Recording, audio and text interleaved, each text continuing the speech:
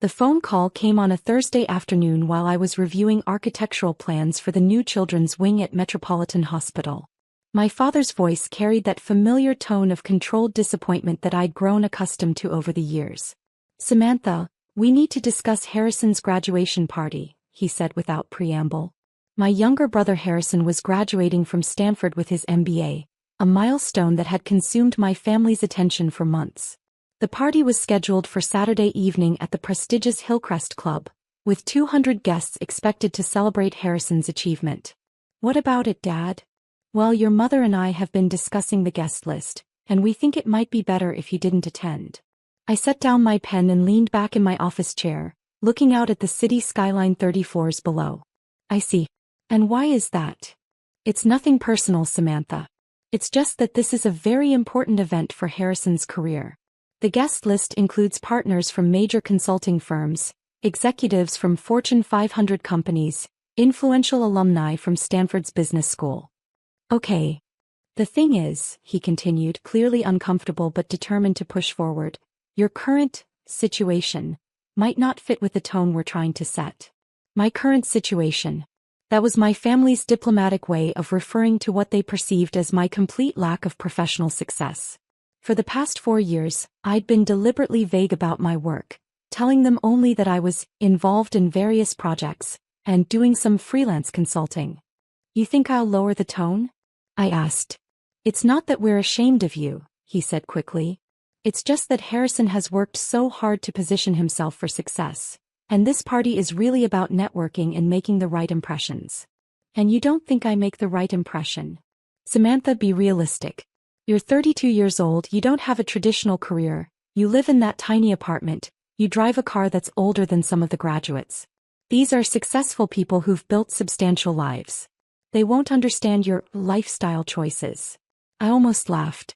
My tiny apartment was actually a penthouse I'd bought in cash 3 years ago. I kept it modest because I preferred simplicity. My old car was a perfectly maintained vehicle that I drove because I cared more about reliability than status symbols. "So you want me to skip my own brother's graduation party?" "We want what's best for Harrison's future," my father said firmly. "And honestly, we think you'd be more comfortable staying home anyway. These corporate networking events can be overwhelming for people who aren't used to that environment." "I understand, Dad. I'll stay home." "Really? You're not going to argue about it?" "No, I think you're probably right. I wouldn't want to make Harrison uncomfortable." "Thank you, Samantha. I knew you'd be mature about this. We'll take lots of pictures to show you later." After hanging up, I sat in my office for a few minutes, processing the conversation. My own family had uninvited me from my brother's graduation party because they thought I was too unsuccessful to be seen in public with them. My assistant Jennifer knocked on my door. "The hospital committee is here for the 4 o'clock meeting about the children's wing donation." "Send them in," I said, pushing aside my family drama to focus on more important matters. The meeting went well. The hospital's development team was grateful for the $15 million donation I was making through my foundation to build the new pediatric cancer treatment center. We reviewed the architectural plans, discussed the timeline, and finalized the details for the groundbreaking ceremony. "Ms. Thompson," the hospital's CEO said as the meeting concluded, "I can't express how much this donation means to our patients and their families. This new wing will save countless lives." "That's what matters," I replied. "Sometimes the most important investments are the ones that don't generate financial returns." Friday evening, I received a call from my mother.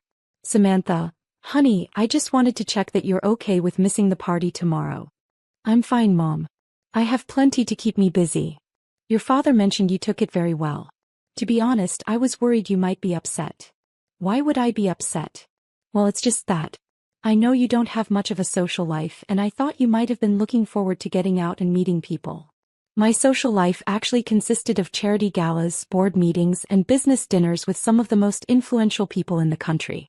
But my mother didn't need to know that. "I'll be fine, Mom. I have a new show to binge watch anyway."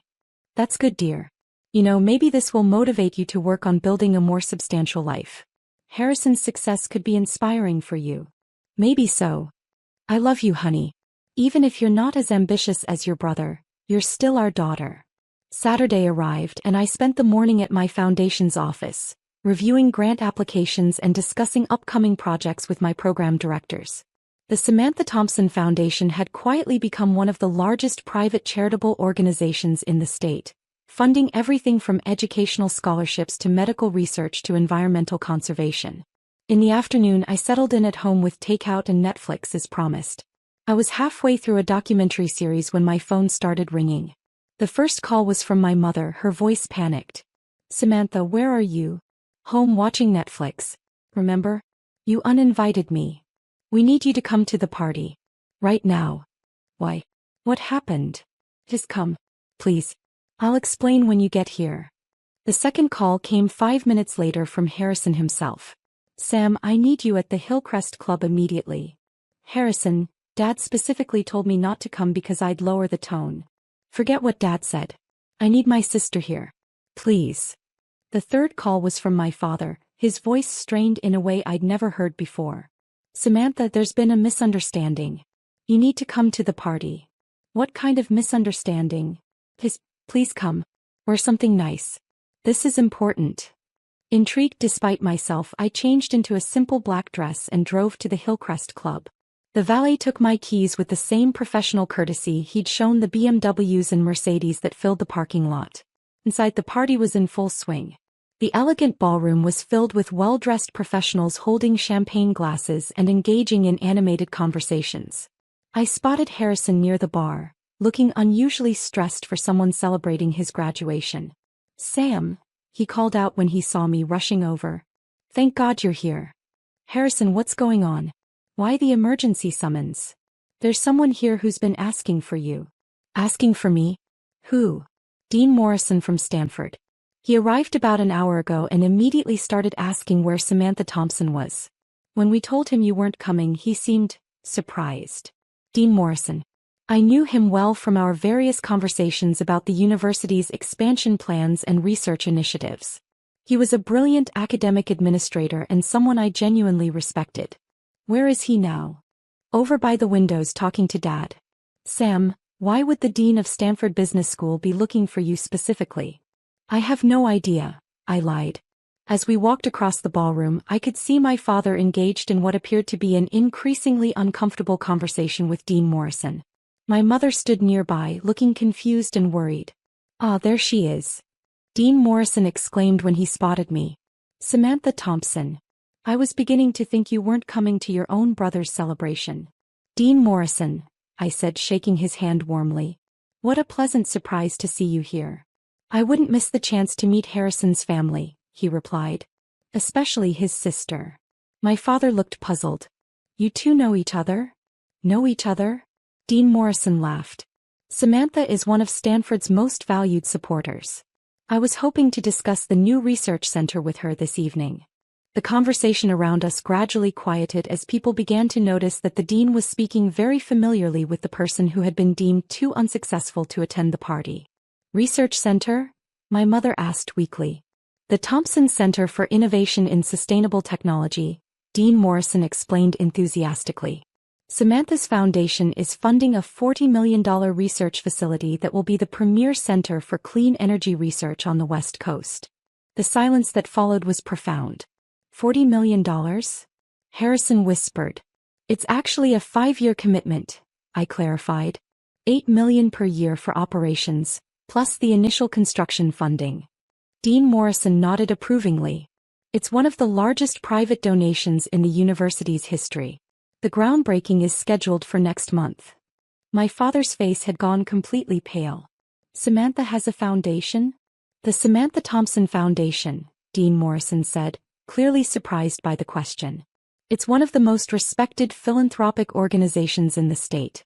"Samantha, surely your family knows about your charitable work." "We've never really discussed it in detail," I said diplomatically. "Well," Dean Morrison continued, oblivious to the family tension, "perhaps this is a good time to share some exciting news. Samantha, the board approved your proposal for the scholarship program. We'll be able to offer full rides to 50 students per year from underserved communities." "That's wonderful news," I said, genuinely pleased. "Scholarship program?" my mother managed to ask. "The Thompson Scholars Program," Dean Morrison explained. Samantha is funding full scholarships for students who wouldn't otherwise be able to afford a Stanford education. It's a game changer for educational equity. By now, a significant portion of the party guests had stopped their own conversations to listen to ours. I could see business executives and alumni straining to hear what the dean was saying. "Dean Morrison," my father said slowly, "I think there might be some confusion. Samantha doesn't. That is, she's not really in a position to make donations of that magnitude." Dean Morrison looked genuinely confused. "I'm sorry, but I don't understand.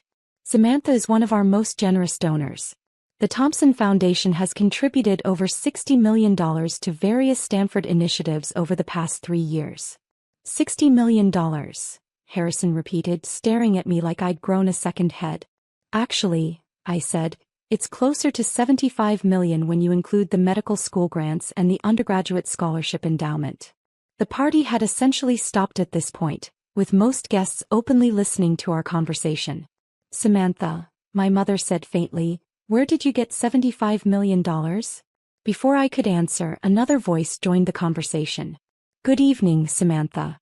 I turned to see Margaret Crawford, the CEO of Crawford Industries, approaching our group. I'd known Margaret for several years through various business dealings and charitable boards. "Margaret," I said, "I didn't expect to see you here." "I'm a Stanford alumna," she explained. "I never miss a chance to support the business school. Though I have to say, I'm surprised to find you here as a family member rather than a fellow donor." "Fellow donor?" my father asked. "Samantha sits on the board of our corporate foundation," Margaret explained. "She's been instrumental in our education and healthcare initiatives. Her strategic thinking has helped us deploy our charitable giving much more effectively." He turned to me. "Speaking of which, I wanted to thank you for the introduction to the Children's Hospital. Your recommendation was spot on, and our pediatric care partnership is exceeding all expectations." "I'm glad it's working out," I said. "Children's Hospital?" my mother asked. "Metropolitan Children's Hospital," Margaret clarified. "Samantha connected us with their development team. We're funding a new research lab for childhood cancer treatment." Dean Morrison nodded. "That's typical of Samantha's approach. She doesn't just write checks, she creates strategic partnerships that maximize impact." "Strategic partnerships," my father repeated numbly. At this point, Dr. Patricia Williams, a Stanford alumna and prominent surgeon, joined our growing circle. "Samantha," she said warmly, "I was hoping I'd see you here. I wanted to thank you personally for the medical research grant. The early results from the treatment protocol you funded are incredibly promising." "That's wonderful news, Patricia." "Medical research grant?" Harrison asked. "The Thompson Foundation is funding several cutting-edge medical research projects," Dr. Williams explained. "Samantha has been particularly supportive of our work in pediatric oncology and neurological disorders." She smiled at me. "Between your foundation's support and your seat on the hospital's board of directors, you've been instrumental in advancing our research capabilities." "Board of directors," my mother whispered. The crowd around us continued to grow as more guests recognized what was happening. I could see business leaders, academics, and philanthropists all nodding respectfully in my direction. "Samantha," Dean Morrison said, "I hope you don't mind, but I'd love to introduce you to some of our other major donors. I think you'd have a lot in common." "That would be nice," I said. As Dean Morrison began introducing me to various guests, I could see my family standing frozen in place, clearly struggling to process what they were learning about me. "Samantha Thompson," one distinguished gentleman said, shaking my hand enthusiastically. "Charles Patterson, Patterson Industries. I've heard wonderful things about your foundation's work in education." "Thank you, Charles. I'm familiar with your company's environmental initiatives. Perhaps we should discuss some collaboration opportunities," he suggested. "I think our foundations might be able to partner on some interesting projects." "I'd like that." As the evening progressed, I found myself in conversation after conversation with successful business leaders, academics, and philanthropists. These were exactly the kind of people my father had said would be impressed by success and wouldn't understand my lifestyle choices. The irony was that many of them knew me better than my own family did. Around 9 o'clock, Harrison finally approached me during a brief lull in conversations. "Sam, I need to ask you something, and I need you to be completely honest." "Okay. Are you actually wealthy?" Define wealthy. Are you worth more than $1 million? Yes.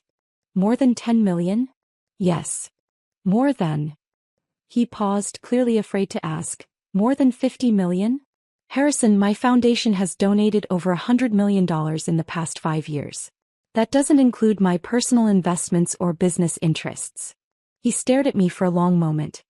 How? I started investing in technology companies when I was 25. I got lucky with a few early-stage investments that became very successful. Instead of spending the money, I kept reinvesting and eventually started the foundation to give most of it away. But you live in a tiny apartment and drive an old car. I live in a penthouse apartment because I like the simplicity and the view. I drive a reliable car because I care more about functionality than status. Money doesn't have to change how you live. It just gives you more options for how you help others. My father approached us, looking shaken. Samantha, I owe you an enormous apology. Yes, you do. I had no idea. I never realized. Why didn't you tell us about your success? Dad, you told me not to come to Harrison's graduation party because you thought I'd lower the tone. You assumed I was unsuccessful because I don't perform success the way you expect it to be performed. But if you had known, you would have treated me differently. But the question is, why was it okay to treat me poorly when you thought I was unsuccessful? The weight of that question settled over our family conversation. We should have supported you regardless, my mother said quietly. We should have been proud of you whether you were wealthy or struggling. Yes, you should have. Dean Morrison rejoined our group, oblivious to the family tension. Samantha, I wanted to let you know that the research team would love to present their preliminary findings to you next month. Would you be available for a campus visit? I'll check my calendar and get back to you. Excellent. And Harrison, he turned to my brother, congratulations again on your graduation. You should be very proud of your achievements. It's clear that success runs in your family. After Dean Morrison walked away, Harrison looked at me with a mixture of admiration and confusion. Sam, I don't understand how you built all of this without any of us knowing. I built it quietly because I wanted to focus on the work rather than the recognition. The foundation's impact matters more than my family's opinion of my lifestyle choices. But we could have celebrated your successes. We could have been proud of you. You could have been proud of me anyway, I said gently. Success isn't just measured in dollars or recognition. It's measured in the positive impact you have on the world. As the party wound down, my family stayed close to me, clearly wanting to continue processing what they'd learned. Samantha, my father said as we prepared to leave, how do we make this right? You start by understanding that worth isn't determined by wealth or status or the approval of others. You start by treating people with respect regardless of their circumstances. We want to do better, my mother said earnestly. Good. Because I'd like my family to actually know who I am, not just what I've accomplished. Can you forgive us? Harrison asked. I can forgive you. But I need you to understand that the person you dismissed as unsuccessful has actually built something meaningful. And more importantly, I need you to commit to supporting people based on their character, not their net worth. The drive home gave me time to reflect on the evening. My family had learned a valuable lesson about assumptions and the difference between success and the performance of success. But more importantly, they'd learned that the most successful people are often the ones who use their success to lift others up, rather than to lift themselves above others. The next morning I woke up to a text from Harrison. I'm proud to be your brother regardless of how much money you have. But I'm especially proud that you're using your success to help people. I smiled and typed back, that means more to me than any donation ever could.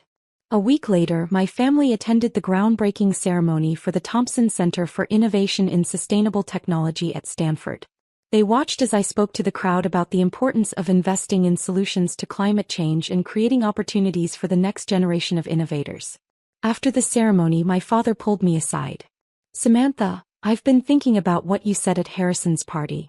About treating people with respect regardless of their circumstances. What about it? I want to volunteer with your foundation. I want to learn how to make a positive impact the way you have. That would be wonderful, Dad. 6 months later, my father became the volunteer coordinator for our educational scholarship program. He discovered that working directly with students from underserved communities was more fulfilling than any business success he'd ever achieved. My mother started volunteering at the Children's Hospital, reading to young patients undergoing treatment in the wing my foundation had funded. And Harrison? He turned down several high-paying consulting offers to join a nonprofit that provides business training to entrepreneurs in developing countries. Sometimes the best graduation gift isn't money or connections or career opportunities. Sometimes it's the realization that success means using whatever advantages you have to create opportunities for others. And sometimes it takes a university dean showing up at a party to remind a family that the person they thought was lowering the tone was actually raising the bar for everyone around them.